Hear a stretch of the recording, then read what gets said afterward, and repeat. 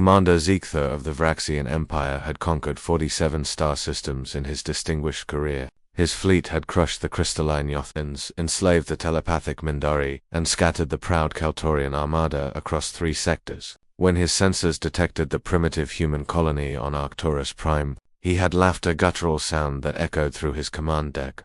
"Humans," he hissed, his 4 eyes gleaming with predatory satisfaction. "The galaxy's newest children. They will learn to kneel or they will learn to die."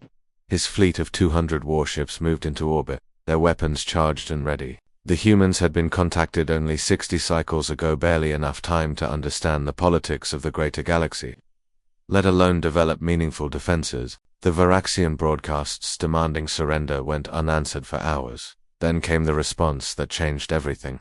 "Varaxian fleet," a calm female voice transmitted across all frequencies. "This is Captain Danny Reeves of the UHSN, and you have entered human-controlled space and threatened our civilians. You have one chance to withdraw. Leave now, or face the consequences."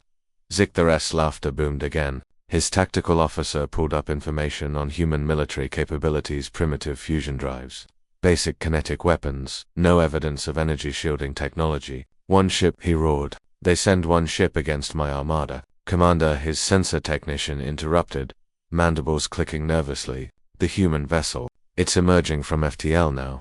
The view screen shifted, and Ziegther's laughter died in his throat. The Indomitable tore into reality like a wound in space itself. It was colossal, nearly 3 kilometers from bow to stern, bristling with weapons batteries that seemed to cover every surface. Its hull was dark, absorbing light rather than reflecting it, and along its flanks, massive railgun turrets rotated with mechanical precision. But it was the ship's presence that truly unnerved him, the way it moved through space with absolute confidence. The way its reactor signature burned so bright on sensors that it registered as a small star.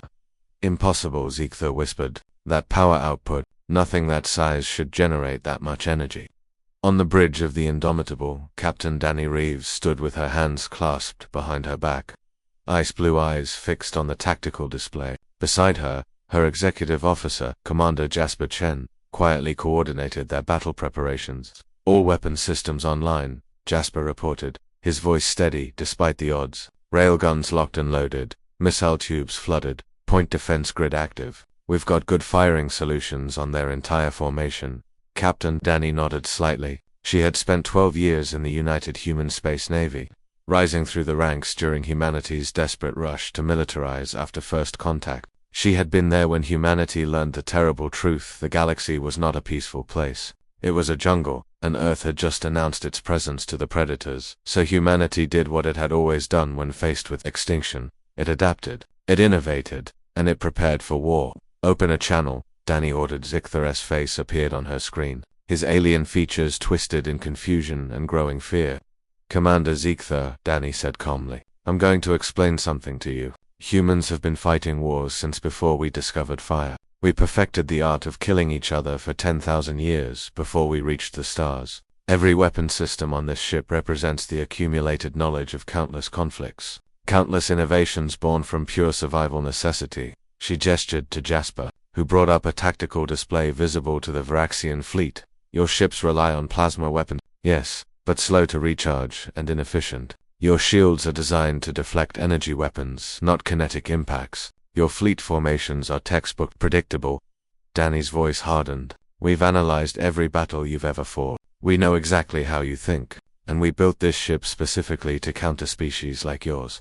"You're bluffing," Ziegther snarled, but his voice wavered. 200 ships against one. "Let me demonstrate," Danny interrupted.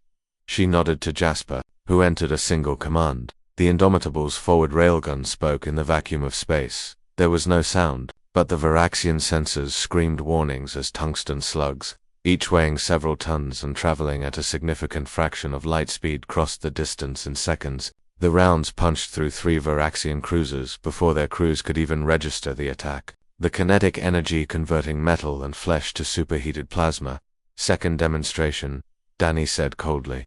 The Indomitable's missile tubes launched, but these weren't simple explosives. They were killers, each equipped with its own AI guidance system and maneuvering thrusters. They wove through space in impossible patterns, adapting to every evasive maneuver, every countermeasure. 18 more Varaxian ships erupted in brilliant flowers of destruction.